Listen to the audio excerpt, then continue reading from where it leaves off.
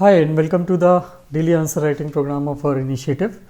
Today we will be discussing about the post of Chief of Defence Staff. Recently, General Arun Chauhan has been appointed as the new Chief of Defence Staff (CDS). So, what is the importance of this position? Why this position has been set up? What is the aim of this setting of this position? हम इसको आज के question में discuss करेंगे और question is this. The position of Chief of Defence Staff (CDS) has been set up with a strategic vision of developing coherence in military affairs. So this is the most important part of this statement. इसको we have to analyze. So how CDS achieved the strategic vision of developing coherence in military affairs, that we will have to answer. So our answer will again be divided into three formats, that is intro, body and conclusion. We will start with intro in which we will write a line or two about the post of CDS, giving a brief about this position. In the body part, we will write about the purpose, aim and function of this post. That will be clubbed in all these three things will be clubbed in a single thing, because what is the purpose and aim or function of the CDS post is how it develops the coherence in the military affairs. That explains the how it develops coherence in the military affairs. And on the other part, we will write what are the issues or challenges related to the post of CDS, on what aspect it fails to develop coherence. That is also a part of analysis. Analysis includes both the positive and negative side of anything asked in the question. And lastly, in the conclusion, we will write some constructive positive note in which we will tell how can we address these issues or challenges facing the post of CDS. So let's start with introduction. Introduction mein we will write about single point about the definition of CDS, or the line briefing about the post of CDS. So Chief of Defence Staff is the position which is headed by a person who acts as a single point military advisor for the government of India on all matters pertaining to military affairs. This is the single line concise introduction for the post of CDS. This was recommended by Kargil Review Committee 1999, जिसने ये recommend किया था कि एक unified planning and affairs के management होना चाहिए regarding to all the three wings of military, that is army, navy and air force. बाद में 2016 में Shekatkar committee recommended specifically the post of CDS which will achieve this aim of unifying the planning and military affairs of all the three wings. So what is the need? Body part mein we will first discuss what is the need of making this post. The first and foremost basic need is the main aim of achieving coordination among the three wings of military. हमने need और function और purpose और aim इन सबको यहाँ पे एक ही साथ पढ़ने की या पॉइंट आउट करने की, लिस्ट करने की कोशिश करी है. Reason is question haven't specifically asked about the need, function, purpose, aim.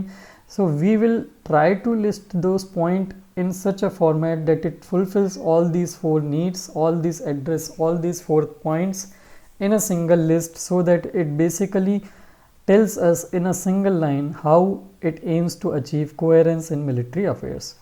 So first thing is the need of coordination. Coordination क्यों? हमने ये देखा कि 1962 के वॉर में 1987 में जो हमारे श्रीलंका में इंडियन पीस कीपिंग फोर्स के ऑपरेशन हुए थे, 1999 में जो कारगिल वॉर हुआ था, उनमें lack of coordination caused a lot of difficulties for us. 1962 में ऐसा बोला जाता है अगर हम यूनिफाइड अप्रोच लेते या हम तीनों कोऑर्डिनेशन में तीनों मिलिट्री विंग्स काम करते तो the outcome would have been different than what came, जिसमें इंडिया लॉस्ट हेविली. 1987 में similarly Indian peace keeping forces के जो ऑपरेशन हुए थे श्रीलंका में LTTE, ये तमिल रेबल्स को कंट्रोल करने के लिए, उसमें भी लैक ऑफ कोऑर्डिनेशन के कारण बहुत मिसमैच हुआ था, बहुत मैचअप हुआ था. एंड 1999 में एयर जो है एयर सप्लाईज बेसिकली सपोर्ट मिलने में जो डिले हुआ था, उसके कारण हमारी जो बेसिकली ऑपरेशन है उनमें 2 to 3 वीक्स का बेसिकली डिले हुआ था, which was very much, which costed us a lot of lives and resources you can say. Similarly अगर हम देखें तो 1947 और 1971 के जो हमारे वॉर के ऑपरेशंस थे against Pakistan and east Pakistan again, इसमें हमारा जो कोऑर्डिनेशन था that is called as jointmanship among the three forces, that basically resulted in helping us, that basically helped us in winning the operations very majestically at a very high scale, at a very good scale, in a very short period of time. So this basically clearly highlight ki how coordination among the three forces can help us achieve targets, achieve our win, ensure our basically resources loss, reduce our resources loss, and help us win in a shortest period of time if it is adequately coordinated. So first need was the coordination. Second was bringing efficiency in the military affairs. Military affairs में भी तीनों navy, army and air force जो है, ये तीनों अपने अपने resources का मैनेजमेंट इंडिविजुअली करते हैं. इसके कारण क्या होता है कि तीनों में इफेक्टिव एक प्लानिंग नहीं होती, एक एफिशिएंसी नहीं होती ऑपरेशंस कंडक्ट करने में, सप्लाई, लॉजिस्टिक, इन सब को मैनेज करने में एक एफिशिएंसी नहीं आती. हर कोई अपना करता है तो ओवरलैप होता है, डुप्लीकेशन होता है फंक्शंस का. So that basically causes loss of time and money and energy also. तीसरा, लॉजिस्टिक को स्ट्रीमलाइन करना. As I said, capital acquisition need of 3 services जो हैं बेस्ड ऑन एंटिसिपेटेड बजट. ऐसा देखा गया कि एयरफोर्स ने कुछ 23 अपाचे हेलीकॉप्टर्स यूएस से खरीदे. सिमिलरली आर्मी ने भी 7 अपाचे हेलीकॉप्टर्स जो हैं यूएस से परचेज़ किए, ऑर्डर किए.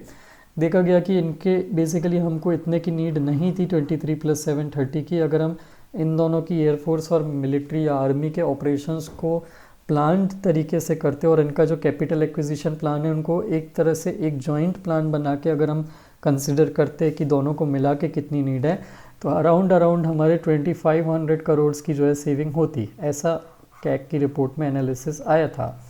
सो that basically caused a loss. अगर यही प्लानिंग जो है कैपिटल एक्विजिशन की जो नीड्स हैं, जो भी वेपन्स की नीड, तो we will be able to understand कि हम इस चीज़ को अचीव कर पाएंगे. अगर हम तीनों की नीड्स को एक साथ कंबाइन करके और फिर उसके बाद प्लान्ड तरीके से तीनों की नीड्स जो हैं वो फुलफ़िल करने का ट्राई करेंगे, so we will be able to understand कि हमारे कई सारे रिसोर्सेज जो ओवरलैप होते हैं उनका ओवरलैप होना बंद हो जाएगा and we will be able to save a lot of resources. इसके अलावा एक डिपार्टमेंट ऑफ मिलिट्री अफेयर्स जो है वो क्रिएट किया गया है, जो डायरेक्टली मिनिस्ट्री ऑफ डिफेंस के साथ जो है, ये मिनिस्ट्री ऑफ डिफेंस का पार्ट है. ये मिनिस्ट्री ऑफ डिफेंस में मिनिस्टर जो हैं, डिफेंस मिनिस्टर, उनको डायरेक्टली जो है वो अपडेट करेगा, डायरेक्टली एडवाइस करेगा on all the matters involving all the 3 services. और सर्विस चीफ्स जो हैं वो अपना जो डोमेन है, जो अपनी सर्विसेज हैं जिस पे वो एडवाइस करते हैं, पर्टिकुलरली उसी पे वो एडवाइस करेंगे. अल्टीमेट जो एडवाइस करना है, तीनों की एडवाइसेस, तीनों विंग्स की एडवाइसेस को लेके CDS will be the one who will decide कि कौन सी क्या एडवाइस मिनिस्ट्री ऑफ डिफेंस को देना है या डिफेंस मिनिस्टर को. तीनों की एडवाइस के बेसिस पे एक कंबाइंड, एक बेसिकली एक कंसाइज एक एडवाइस बनाना जो तीनों की नीड को फुलफ़िल करती है. सिंगल एडवाइस ऐसे देना, ये सिंगल एडवाइस देने के लिए he will act as a single point military adviser. इसके अलावा जॉइंट या थिएटर कमांड जो है that will be under CDS. ये जॉइंट एंड थिएटर कमांड क्या है और इसकी क्या नीड है, इसको हम देख लेते हैं थोड़ा सा. जॉइंट एंड थिएटर कमांड का कंसेप्ट वर्ल्ड वॉर 2 से आता है. इसके अंदर में बेसिकली हमको जॉइंट कमांड जो है, ये तीनों सर्विसेज जो होती हैं, ये तीनों सर्विसेज का एक कंबाइंड फॉर्म होता है थिएटर कमांड. इसमें जो होता है ट्राई सर्विसेज पर्सनल होते हैं. ट्राई सर्विसेज पर्सनल मतलब तीनों सर्विसेज के पर्सनल एक जॉइंट फोर्स में होते हैं, सो दैट एक कोऑर्डिनेटेड अप्रोच जो है वो शुरू से ही रहे. मतलब होता क्या है, अभी वॉर स्टार्ट होता है या कहीं पे भी कोई अटैक होता है या कहीं पे भी नीड होती है, तो पहले आर्मी पहुंचती है या एयरफोर्स पहुंचती है या फिर नेवी पहुंचती है, however is close to it. Then they realise कि हमको एयरफोर्स की भी नीड है या बाकी 2 फोर्सेस की भी नीड है. फिर उसके बाद बाकी 2 फोर्सेस को कांटेक्ट किया जाता है. बाकी 2 फोर्सेस प्लान करती हैं कि हम किसको भेजेंगे, कब भेजेंगे, किस वे से भेजेंगे, और उसके बाद वो अपनी सप्लाई भेजती हैं. And all this takes a lot of time which basically delays our reaction and basically makes us prone and vulnerable to losses. So एक ट्राई सर्विस कमांड या थिएटर कमांड होगी जिसमें तीनों सर्विसेज के पर्सनल ऑलरेडी होंगे trained तरीके से. So they will be able to fight back quickly and very efficiently, तुरंत. मतलब we don't need to wait for services, for individual services to react. So ये जॉइंट या थिएटर कमांड बनाने का एक प्लान है. अभी करेंटली इंडिया की जो है टोटल 17 सर्विसेज कमांड है, 17 सर्विस कमांड, जिसमें से अराउंड 7 जो हैं they are each of army and air force और अप्रॉक्सीमेटली 3 नेवल कमांड्स हैं। इसके अलावा 2 कमांड्स और हैं जॉइंट कमांड्स, जिनमें से एक को एग्जैक्टली जॉइंट कमांड तो नहीं बोलेंगे।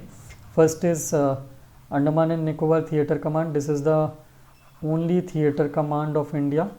ये अंडमान एंड निकोबार में एक ट्राई सर्विसेज पर्सनल, तीनों सर्विसेज के पर्सनल को लेके यहाँ पे एक कमांड बनाई गई है। और इसके अलावा स्ट्रेटेजिक फोर्सेस कमांड है, जो हमारे न्यूक्लियर वेपन्स का जो एसेट्स हैं उनका मैनेजमेंट करती है। ये अंडमान एंड निकोबार जैसे थिएटर कमांड बनाने के लिए ही एक प्रपोज़ल चल रहा है, जिसको ऑपरेट कौन करेगा, CDS। जो कमांड किसकी लेगा, CDS की, ऐसा प्रपोज़ल है। इशू ये है इसमें कि CDS का प्रपोज़ल लेगा तो मतलब जो इंडिविजुअल चीफ हैं हर कमांड के, आर्मी के, नेवी के एंड एयरफोर्स के, उनकी जो बेसिकली अथॉरिटी है that could get weaken, and that is why this reform is in hangover for a long time. It is not being able to move forward. This proposal is not being able to move forward. सो ये चीज़ हमको एक देखना है. तो operationalisation of joint या theatre command के लिए भी CDS की पोस्ट बनाई गई है. इसके अलावा मिलिट्री और एजुकेशन और जॉइंट प्लानिंग करने के लिए for personal of defence services, इनसे रिलेटेड जो भी पॉलिसीज़ एंड प्रोग्राम्स हैं उन पे भी CDS काम करेगा. इसके अलावा कोई भी नॉन ट्रेडिशनल या अनकन्वेंशनल थ्रेट आ रहे हैं, नए टाइप के जो इमर्ज हो रहे हैं, फॉर एग्जांपल आपको पता है अब स्पेस वॉरफेयर स्टार्ट होने वाला है. बहुत सारी कंट्रीज़ जो हैं ये एंटी सैटेलाइट मिसाइल डेवलप कर रही हैं, साइबर वॉरफेयर शुरू हो चुके हैं, काफ़ी टाइम से साइबर अटैक्स होने लगे हैं.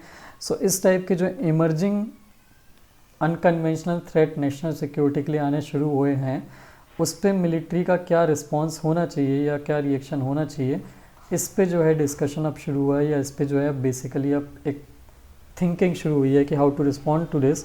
सो इनसे रिलेटेड जो एडवाइसेस हैं रिस्पॉन्सेस को इवॉल्व करने के लिए, that will B also done by CDS, that is chief of defence staff. So this is also an important emerging domain. Let's move on to challenges. What the challenges or issues related to the post of CDS are. The first challenge is related to the dichotomy in role.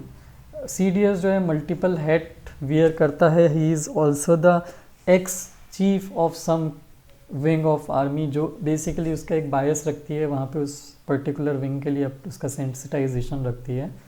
Then he is also an advisory body, he is also a planning body, he is also a basically recommendatory body related to capital acquisition.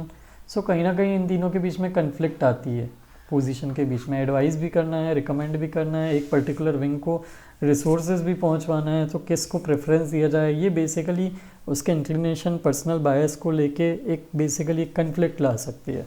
सो ये चीज़ यहाँ पे एक dichotomy इन role यहाँ पे आता है in the post of CDS. Second is department of military affairs and department of defence.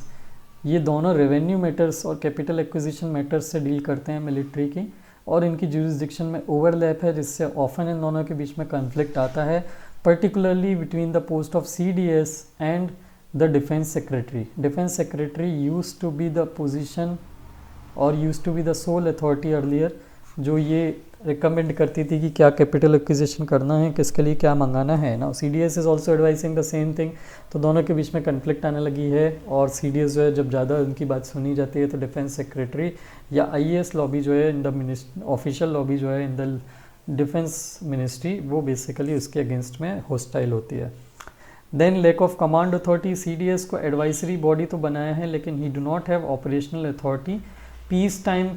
Piece के time पे जब वॉर ना चल रहा हो तब तो इनकी बात सुनी जाती है, लेकिन जब वॉर हो रहा हो या कोई कन्फ्लिक्ट हो रही हो तो इनको इतनी इंपॉर्टेंस या अथॉरिटी नहीं दी गई है कि ही कैन डायरेक्ट और एडवाइस ऑन व्हाट एक्शन और what way we should, Indian Army और the 3 forces should move. So command authority ना होने के कारण he is just like he has no, the post of CDS has no tooth. He is only authority which can recommend or advisory body. So that basically takes away a lot of power away from him. Then the theater command का pending resolution, as we discussed, कि इनके बीच में जो conflict आती है 3 service chiefs के बीच में और CDS के बीच में regarding the authority. So theatre command का रिजोल्यूशन बहुत टाइम से प्रपोजल इसका मतलब बेसिकली इनिशिएटेड है, बट अभी तक उस पर कोई प्रोग्रेस नहीं हो पा रही है due to this internal conflicts. So these are the challenges which mires और which troubles the post of CDS। General Bipin Rawat थे, उन्होंने बहुत सारे काम करने की कोशिश की थी इस रिगार्ड में, रिफॉर्म करने की और ज़्यादा प्रोसीड करने की। उन्होंने कुछ एक्सपर्ट्स की और तीनों सर्विसेज के मेंबर्स की एक कमेटी और स्टडी टास्क फोर्स भी उन्होंने बेसिकली बनाई थी, विच शुड उन जिनको ये टास्क दिया गया था कि वो अपने आपस के डिफरेंसेस को सॉल्व करें और मूव ऑन करें रिफॉर्म्स को। बट उससे पहले कि वो उस काम को कंप्लीट कर पाते, उनकी एक अनफॉर्चुनेट इंसिडेंट में डेथ हो गई एक्सीडेंटली। सो नए जो जनरल आए हैं, जनरल अरुण चौहान, उनसे ये एक्सपेक्ट किया जाता है कि वो इन रिफॉर्म्स को और आगे मूव ऑन करें। दीज आर द चैलेंजेस और इश्यूज़। कंक्लूजन की अगर हम बात करें, so apart from making CDS, what military needs right now is comprehensive reforms so that हमारे जो emerging challenges हैं, that is China, unconventional warfares जो स्टार्ट हो रहे हैं, इनसे हम डील कर सकें। नए नए जियोपॉलिटिकल डेवलपमेंट्स हो रहे हैं, वर्ल्ड वाइड कन्फ्लिक्ट्स हो रही हैं, इन चैलेंजेस से हम डील कर सकें मिलिट्री इफेक्टिवली। दूसरा, CDS को थिएटर कमांड की ऑपरेशनल कमांड दे देनी चाहिए as soon as possible, and theatre commands बना देनी चाहिए। सर्विस चीफ्स को हैं, ये सर्विसेज को मैनेज करें, CDS थिएटर कमांड को ऑपरेशनलाइज करें। This will be a clear cut separation of power which reduces the potential for conflict. So second conclusion is this. And third, taking everyone on board, all the stakeholders on board, do the necessary legislative reforms related to defense authority. All the changes you are doing related to CDS, all the changes you are doing related to reforms you are doing related to military services, you should pass a law, you should make those changes legislatively so that it do not create any kind of, you do not leave any kind of scope for conflict, and also it gets wide scope of discussion in the parliament. So these were all the things related to conclusion, and these were all the aspects we should know about the post of CDS, जिसको हमने आज के answer में clear कर लिया। I hope it is all clear to you. Please again I request you to, in the start, after seeing the question, pause the video, write your own answer, whatever knowledge you have, however little it is, it doesn't matter. Then start the video so that you can find out what are your weak areas on that topic. You can address those, you can write down the missing point, and that will complete your notes. Thank you very much for watching the video.